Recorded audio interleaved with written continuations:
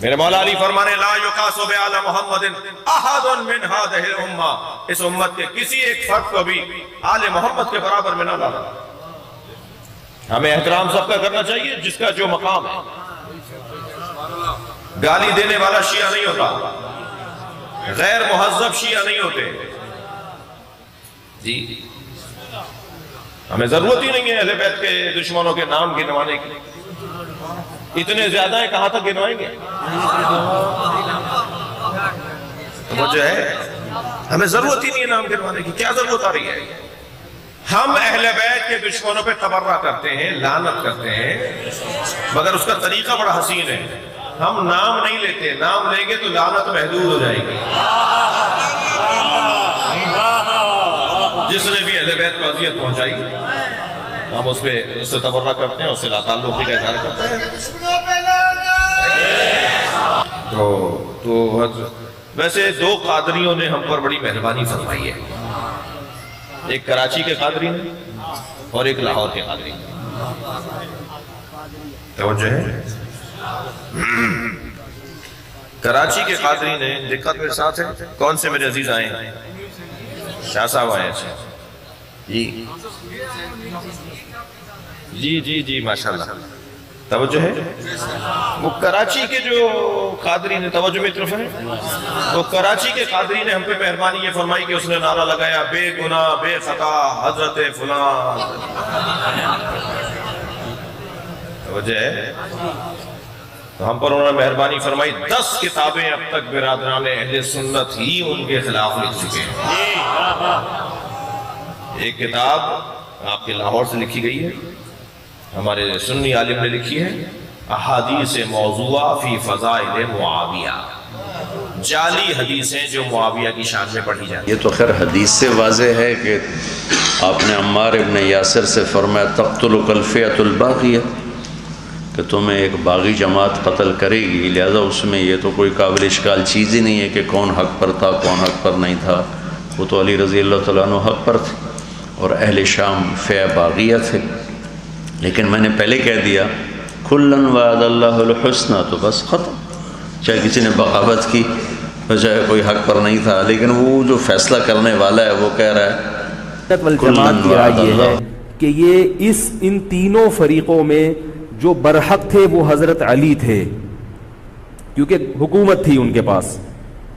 باقی جو دونوں فریق تھے صحابہ کرام کے، ان سے غلطی ہوئی ہے، مگر یہ غلطی اجتہادی ہے، یہ نفس پرستی والی غلطی، حکومت کی لالچ والی، دولت کی لالچ والی، یہ ہٹ دھرمی والی، یہ ضد والی غلطی بولو بھائی نہیں ہے۔ یہ وہ غلطی ہے جس کے بارے میں محمد صلی اللہ علیہ وسلم نے فرمایا کہ اگر مجتہد سے غلطی ہوتی ہے تو بھی اس کو اجر ملتا ہے، کیونکہ اللہ نے قرآن میں فرمایا فاتقوا اللہ ما استطعتم، اللہ سے اتنا ڈرو جتنی تم میں استطاعت ہے۔ تو ان کی جتنی سمجھ میں آیا انہوں نے اس حساب سے کیا۔ اور ادھر حضرت امیر معاویہ رضی اللہ تعالیٰ عنہ نے آپ کے دست اقدس پر خلافت کی بیعت کرنے کی بجائے ملک شام میں الگ اپنی حکومت کا اعلان کر دیا تھا۔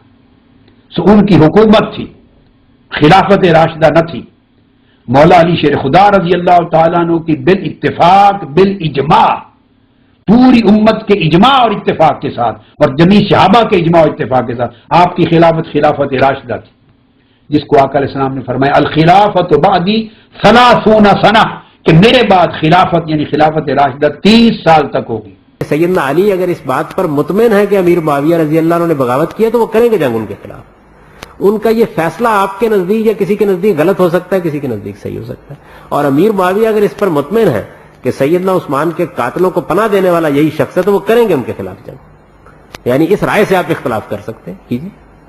یہ صورتحال کو مدینہ منورہ میں مظلوم بنا کے شہید کر دیا جائے اور جنازہ بھی نہ پڑھنے دیا جائے، تو حضرت معاویہ کا بھی یہ مطالبہ تھا اور بی بی عائشہ کا بھی یہ مطالبہ تھا۔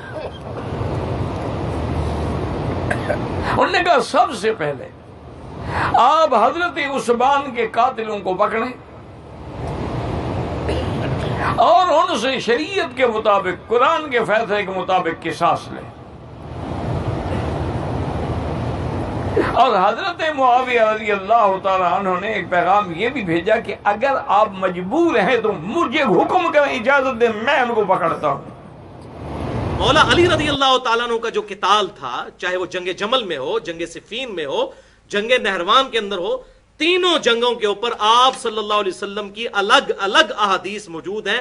آپ صلی اللہ علیہ وسلم نے پہلے ہی پریڈکشن کر دی تھی، اور یہ سیدنا علی کی خصوصیت ہے۔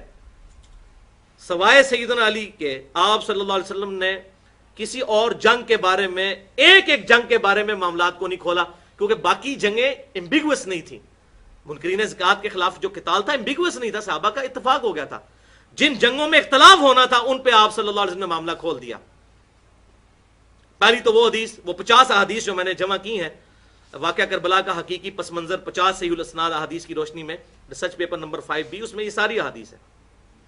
مسند احمد میں حدیث موجود ہے صحیح سند کے ساتھ، سنن نسائی الکبریٰ میں بھی، کہ آپ صلی اللہ علیہ وسلم نے فرمایا کہ جس طرح مجھے مجبوراً قرآن کو منوانے کے لیے الٹیمیٹلی آخری ریزارٹ کے طور پر قتال کرنا پڑا مشرکین کے خلاف، تم میں ایک خوش نصیب ایسا ہے جسے مسلمانوں کے خلاف تلوار اٹھانی پڑے گی۔ سیدنا ابوبکر صدیق نے کہا یا رسول اللہ میں ہوں گا؟